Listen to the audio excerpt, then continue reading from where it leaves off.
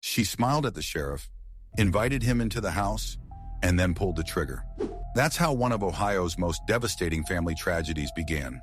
Theresa Cain was a 46-year-old mother of two living in Clermont County, Ohio.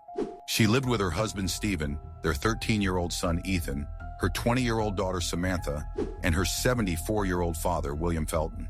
On the outside, they seemed like a close-knit family living a quiet suburban life. But what no one knew was that their lives were unraveling. For years, the family had been dealing with severe financial issues.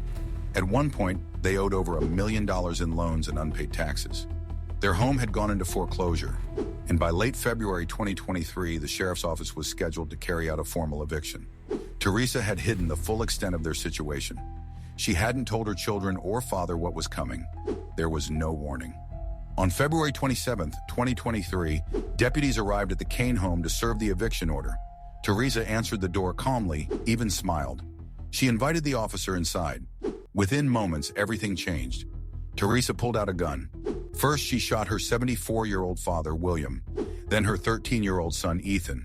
Her husband, Stephen, was next, then her daughter, Samantha. Finally, she turned the gun on herself. By the time officers realized what was happening and rushed into the house, it was already too late for four of them. Miraculously, Samantha survived. She had been shot but was still alive. She was rushed to the hospital in critical condition and underwent multiple surgeries.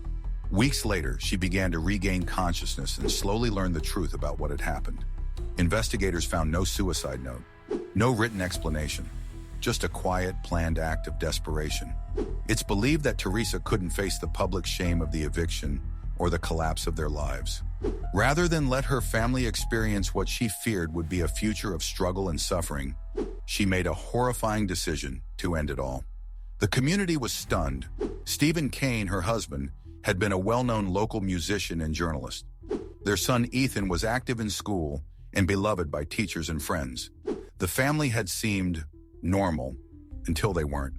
In the aftermath, Samantha, the sole survivor, became a symbol of both unimaginable loss and resilience.